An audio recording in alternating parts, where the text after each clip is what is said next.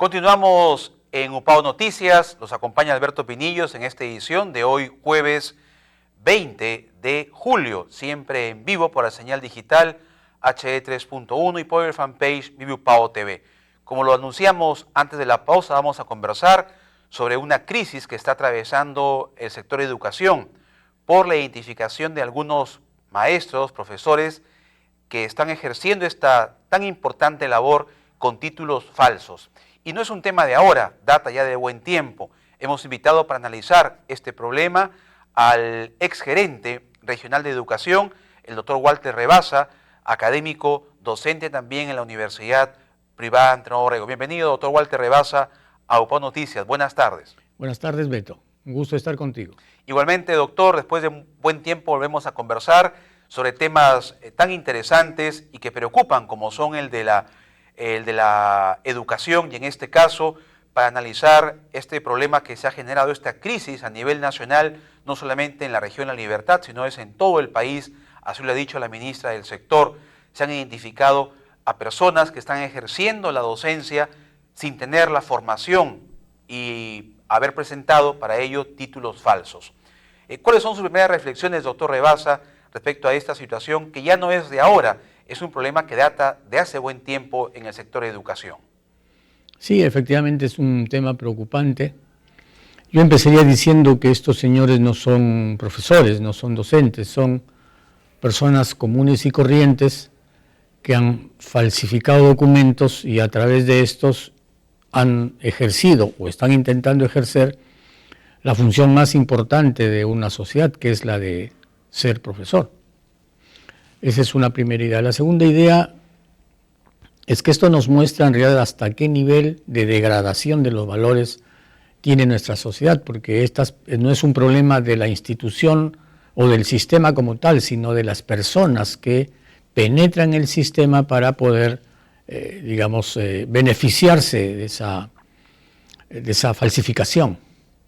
Ahora, lo que también preocupa, doctor Rebasa, son los procesos, ¿verdad? Porque se supone, se asume que estas personas que postulan o que presentan sus documentos deben pasar por una etapa de verificación, de evaluación, de filtro, por utilizar un término, y qué es lo que está fallando. Entonces ahí también hay un nivel de complicidad o de corrupción a nivel de quienes están a cargo de esta verificación o supervisión de las hojas de vida de estos postulantes a la docencia. En realidad lo que sucede, hay que separar dos procesos, ¿no? El proceso natural del estudiante que termina la carrera universitaria o del pedagógico, registra su título, ese título es registrado en la SUNEDO y luego registrado en las instancias administrativas, que son las regiones y las UGELES. Eso por un lado. Por otro lado, en el concurso, estas personas que presentan un título que es falso, y comparto contigo lo que acabas de decir en el sentido de lo que está de repente fallando, son los sistemas de control, de verificación, tanto a nivel de la UGEL como a nivel de las propias direcciones regionales, sugerencias regionales, porque es ahí donde se hace el proceso de verificación. Se presentan los chicos su documentación y lo que tiene que hacerse en el proceso ya es ir verificando si efectivamente están registrados o no están registrados, si existe o no existe en el listado de las instituciones en las que supuestamente han estudiado. En realidad, por ese lado, creo que sí se está fallando como sistema. Habría que ponerle más atención, mayor fuerza, dotar de mejor personal, diría yo, no tanto de más personal, sino de mejor personal, de tal suerte que puedan hacer las verificaciones que correspondan, ¿no? De acuerdo. Ahora, durante la gestión, usted fue el primer gerente en la Gerencia Regional de Educación desde el año 2008 que se implementa esta gerencia. ¿Qué experiencia usted nos puede comentar? Porque como decíamos hace un momento, no data este problema de corrupción en títulos falsos de ahora, sino que ha venido arrastrando muchas gestiones. ¿Cómo afrontó usted en ese momento como gerente regional esta problemática de títulos falsos en el sector educativo, doctor Rebaza? Nosotros hicimos dos cosas en realidad. Primero, iniciamos un proceso de verificación de los institutos, porque principalmente los títulos que se falsifican más van por ese lado.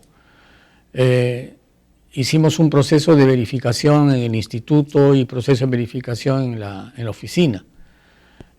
Cuando se detectaron, lo primero que hicimos fue hacer la denuncia penal en las fiscalías y se inició todo un proceso de seguimiento que hizo la fiscalía, que se iniciaron más o menos en el 2008, 2009 me parece, y dio como resultado una serie de personas que resultaron no solo con títulos falsos, sino con certificaciones, diplomas, capacitaciones absolutamente falsas. Entonces, nosotros lo coordinamos directamente con la Fiscalía en ese momento, ¿no? Eso nos facilitó realmente un proceso de verificación más acucioso y pusimos mucho énfasis en el proceso de revisión de la documentación, de tal manera que cuando fueran registrados estuviéramos con la certeza de que el que registra en realidad es él y que ha estudiado en tal o cual lugar, ¿no? Pero sí, probablemente en algún momento esto se ha ido, haciendo mucho más fuerte y de repente el sistema ha confiado mucho en las automatizaciones y creo que por ahí puede estar un poco la falla, que habría que hacerlo más manual que de otra manera, ¿no? En el momento en que yo estuve, los procesos eran más manuales, por lo tanto la verificación era mucho más directa, ¿no? Y solicitamos la participación de la Fiscalía en ese momento. Bien, además de una sanción penal que debe de recaer con todo el peso de la ley ante esas personas corruptas, ¿verdad?, que quieren sorprender y desempeñar un rol en el que no se han preparado para formar, para compartir conocimientos en los escolares, hay una sanción también administrativa. ¿En qué radica esa sanción administrativa, doctor Rebaza? Hasta lo que yo tengo entendido, las personas que son, detectadas en esta situación, se les prohíbe de por vida acceder a algún puesto en el sector público, sea docente o no. Además, como bien dices tú, de la sanción penal, que creo debe ser mucho más drástica, ¿no?, mucho más dura, para ir corrigiendo, porque de repente las personas hacen todo esto porque las sanciones no son muy drásticas, ¿no?, sobre todo las penales. En la administrativa simplemente no se le permite el acceso ya al sistema. De acuerdo. Ahora, haciendo un análisis ya global, doctor Rebaza, usted con la experiencia que tiene en el sector, en la gestión pública, en la educación y también como académico aquí en la universidad, ¿cómo percibe? Hemos ido mejorando en los sistemas de aprendizaje. Indudablemente que tuvimos un gran, momento lamentable por la pandemia, que ya todos hemos analizado. Lamentablemente eso no contribuyó en nada a mejorar los aprendizajes, al contrario, retrasó los procesos con una educación no presencial, remota. Desde su experiencia, ya que usted estuvo en la gerencia regional, ¿en qué deberíamos fortalecer para mejorar ese sistema educativo que siempre es cuestionado, pese a los esfuerzos que se hacen de capacitaciones y que hoy el maestro tiene mayor acceso a seguir mejorando académicamente, pero en dónde necesitamos ponerle mayor énfasis para lograr una educación básica regular de excelencia? Tú acabas de decir algo que es bien importante. Mira, en la parte referida a la formación docente, creo que por ahí se ha avanzado algo. Se ha avanzado también bastante en la parte remunerativa. Las remuneraciones que tienen los docentes hoy por escalas es mucho mejor a la que en el momento en que yo trabajaba, inclusive. Por lo tanto, estando esas dos variables un poco más consistentes, yo diría que lo que falta es mejorar el currículo de la básica. Creo que hay que retornar a las disciplinas básicas, ¿no? a la enseñanza de las ciencias, al mejoramiento del manejo de la lectura, de la escritura, al análisis, cursos de filosofía creo que hacen falta en la educación básica para que los estudiantes puedan no solo hacer reflexión, sino entender e interpretar el fenómeno social. En la parte de las ciencias, la matemática, la física, la química son determinantes en el proceso formativo de los estudiantes cuando empiezan a seleccionar sus carreras.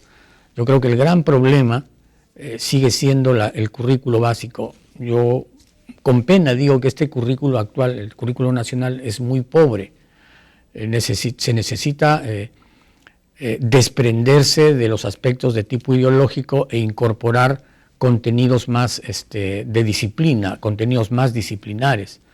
Eso por un lado. Y por otro lado, creo que hay que insistir mucho, el sistema debe insistir mucho en la meritocracia, de tal manera que siempre nos quedemos con los mejores, porque es la única garantía de que los aprendizajes de los estudiantes sean los mejores, ¿no?